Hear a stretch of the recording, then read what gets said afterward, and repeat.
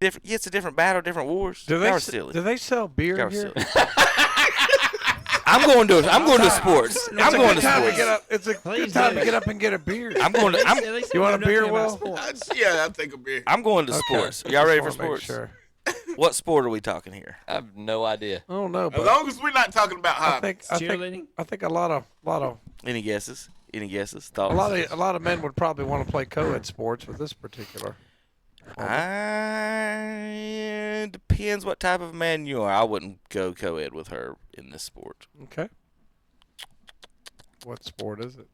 This is the sport of MMA boxing. Wow. I don't know why the audio is not working. But She's whatever. having a hard time with her jacket. Yeah. I didn't even look up her name, but y'all want to do sports, so I got you sports. Are you a fan of MMA now, Tom? I don't like the tattoos. Oh, my gosh.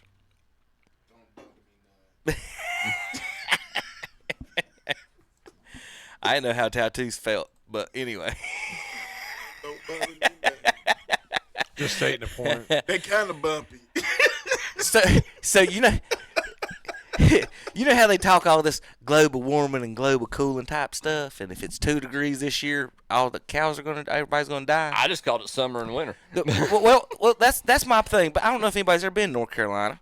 You know, they say if it gets 2 degrees, dinosaurs will die. Yeah, 2 degrees warmer, whatever, everybody's gonna die. The plants, whatever. You were saying dinosaurs are already dead, Kevin. I know, but they didn't live in North Carolina apparently.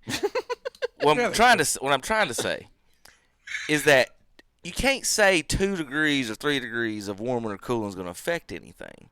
When my cows wake up every morning, it's 40 degrees, and then every afternoon it's 75 degrees. So that's what my North Carolina. I know that stuff's not real and it don't affect anything. There's a 30-degree difference. My cows ain't dead. It's been 30 degrees. Now, with that said, I'm leading up to something, Tom.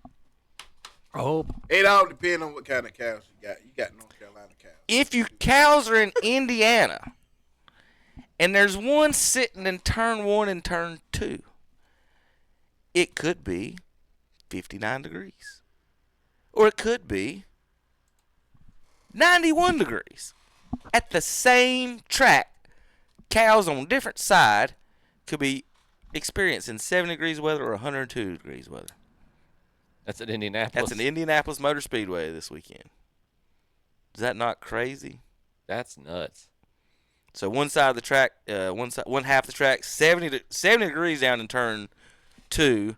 It's 90 degrees, 92 degrees in turn 3, 102 in turns 4 and 1, where all the fans are. Apparently the shade is covering the backstretch right now. Yeah.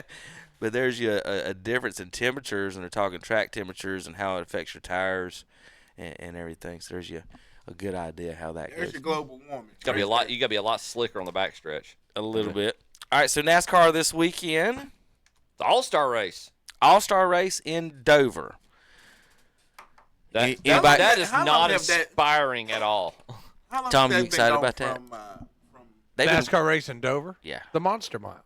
Yeah, it's Are you cool. excited about the All-Star race at the Monster Rock? No, I wish the All-Star race was in Charlotte because if I wanted to go to it, it's close. But now I can't. So Road look, trip. how many years have they not been doing it, Chip? Look that up. The All-Star race in Charlotte. They started bouncing around wheel to different tracks. It's been a while. I originally liked the idea and thought about it. I think it's good to go. So like North Wilkesboro, that's a great way to go to old tracks and do things like that you don't normally do.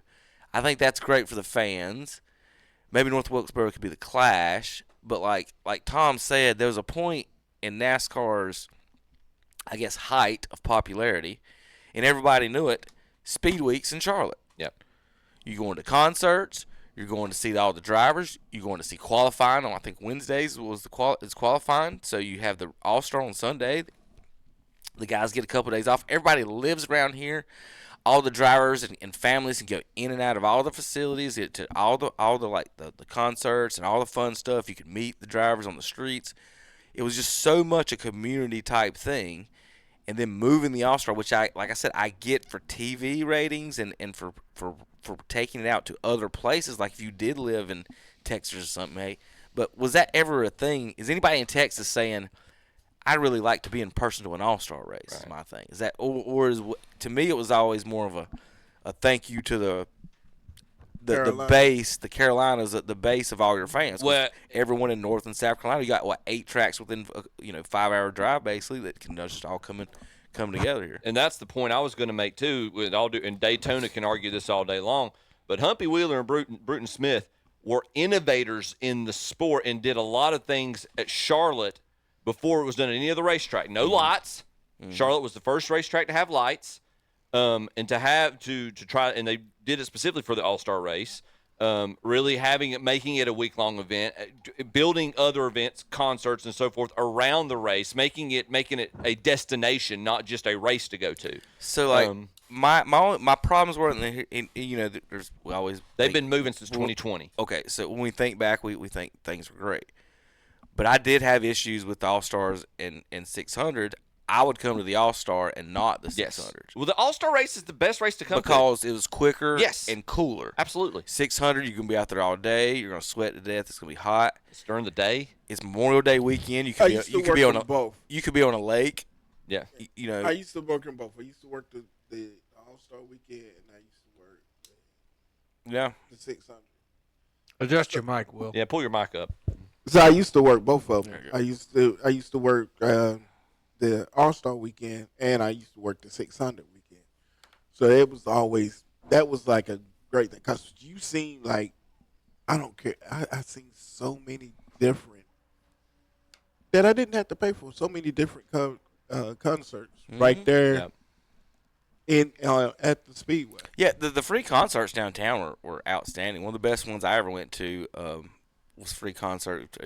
We're on a country station, so it wasn't that, but it was Puddle of Mud concerts. If anybody likes I seen that Puddle group. of Mud, yeah. Now, I will preface that if you do go to a Puddle of Mud concert, there may be some topless ladies at the concert. No, really.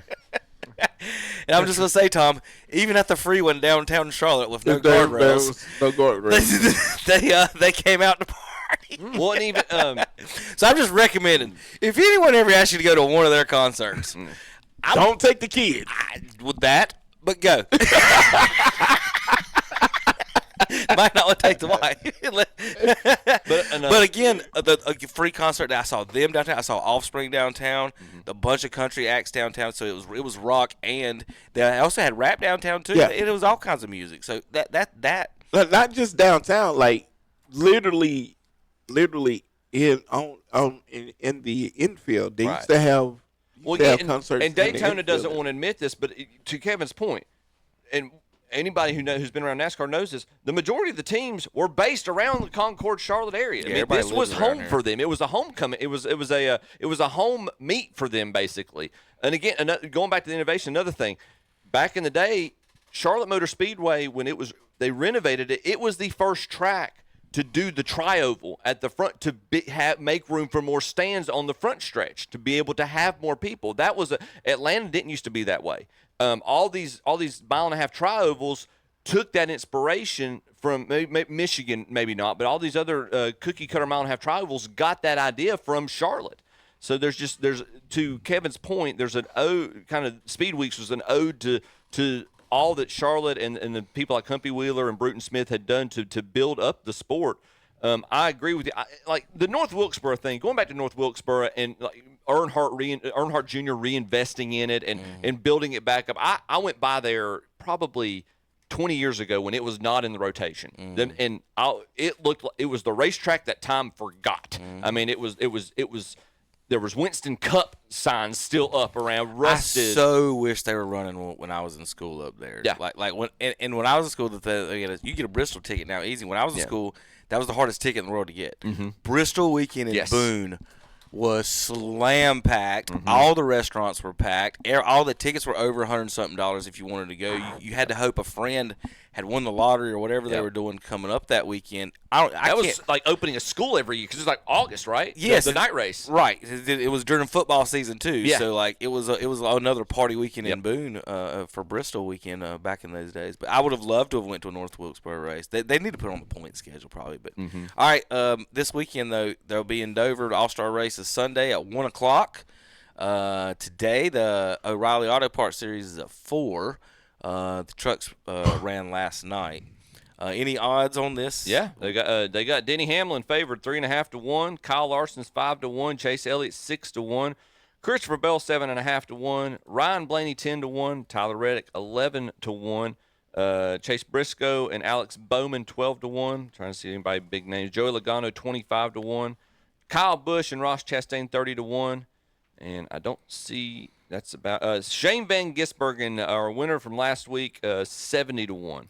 Speaking of SVG, I want you to listen to this real quick from Dale Jr. I think this is the right audio. Shane Van Gisbergen calling in right here, joining the Dale Jr. download. Yeah, we need a foot camera. See, we need a foot cam. See what you're doing. See what kind of technique you're using. When we put the foot camera in there, you kept telling us, man, I don't want that foot camera down there. And then we'd put one down there, and you kick it out of the way. What's the deal? I have big feet. I'm a big fella. That you don't want a lot of people to really truly see that technique or understand that technique. But I got to tell you, no one's going to be able to learn that. I also think people overthink it as well. Like, I don't think it is a big advantage, but of course I'm going to say that. But I used to do it because you had to in a V8 supercar. You couldn't drive a V8 supercar fast and left foot brake. But here, I don't think it's an advantage at all. But as you said, the older guys, I would struggle to left foot brake. It'd be hard for me to go and do the opposite. Martinsville took me a little bit because that's one where you really down change every lap. But now I'm sort of used to it and I can sync up the timing. And at first it was difficult, but I just put a big knee knocker in there and separated my pedals as much as I could, and then that made me not right foot brake. So what he's talking, and everybody they're trying to see is he's left foot braking, but he's also, I'm trying to find the audio. That wasn't it. I had one more of him talking about dragging the clutch during wheel hop that the regular NASCAR drivers don't usually do. Junior, he was describing it perfect. Where's my audio? ESPN had an article about SVG. I'll give you a chance while you're looking at that. Just SVG's talking about really wanting to, with the loss of the win and in format now for the playoffs, he's got Gisbergen's has got to stockpile points through consistently solid finishes in his second full year to make it to the playoffs. And this is SVG. I really want to earn my way in this year, and that's what you have to do. I know that we need to get a lot better as a team. I still need to improve as a driver. It's been and then one of his guys on his team, Marks. It's been easy to see that we've certainly been behind. We've been working harder behind the scenes because we started the season. We feel like we went backward a little bit with our car setup in Texas. It's a track that Gisbergen's not been on much. I still got a lot to learn. Other tracks, I'm really getting to know them and what I want the car to feel like. So he's, Terry Junior's explaining it. We were at the Chicago race. SVG is looking like he might win this freaking thing. And I start getting text messages from my friends in Australia. He's kicking these guys' ass because of how he uses the clutch in the braking zone. This ain't NASCAR guys do. We don't use the clutch to control wheel hop or any of that bull.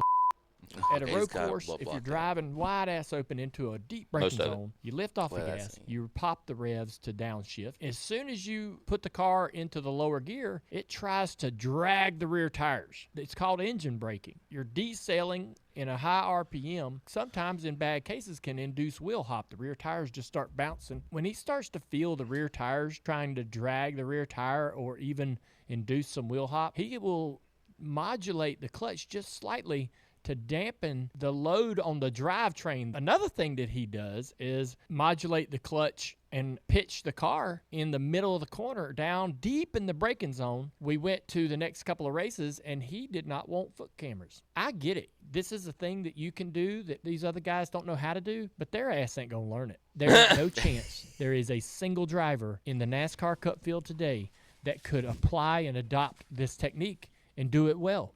We were at So there's your Junior's explanation of the SVG. I just wonder how much, and it's phenomenal. He's got that skill to be able to do that or that kind of coordination. I'm curious if he left foot braking. Chip, can you brake with your left foot? I could. You do it in my driver's ed car, I'm kicking you out of the But I've had him in there. I said, get your left foot off. I guess SVG could probably teach me how to drive the car, but it's like, no, you're not putting that left foot. But you're sitting out, and you wonder. I wonder, is it putting any additional strain on, over a 500-mile race? Is it putting additional strain that's going to end up hurting that engine at crunch time?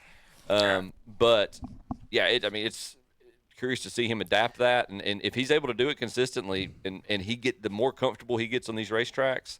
We talked about it with Terry last year. The more experience he gets, the better he's going to get. Who's y'all's pick for the All-Star race in Dover? The All-Star itself, Mr. Reddick. All right, good pick.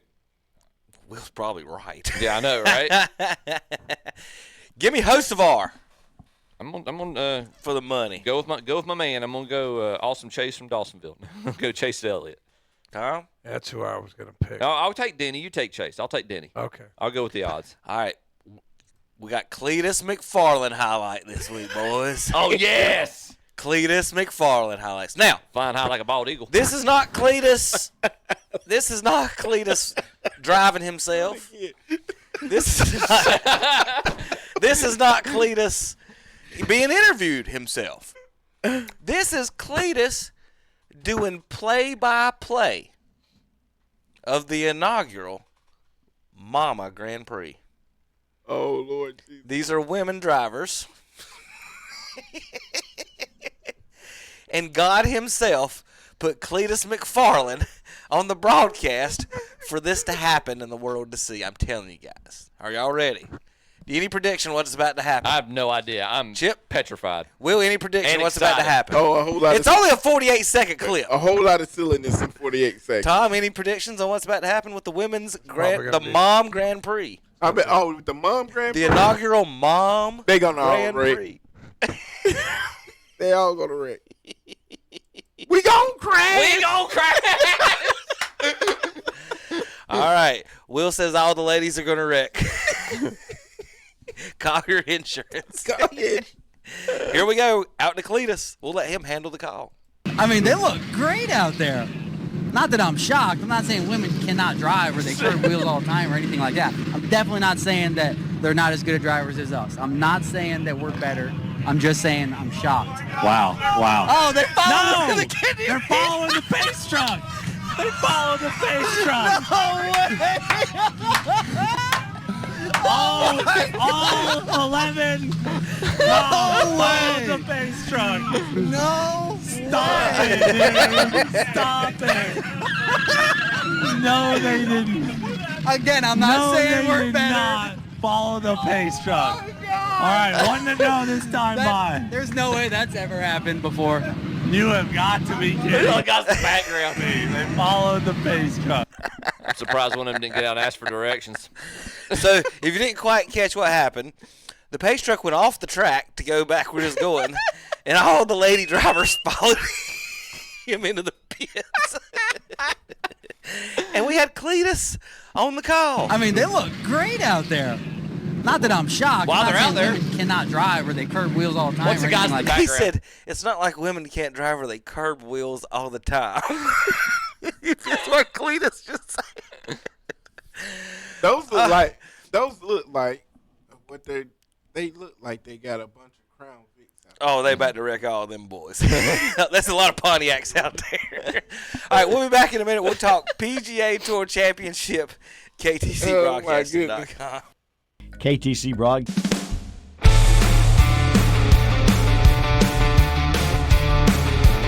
Watch and listen to the Shock Jock Sports Talk Show. Live Saturday mornings, 8 a.m. to 10:15 a.m. on WCSL 92.9 FM, 1590 a.m. and the KTC Broadcasting YouTube and Facebook pages.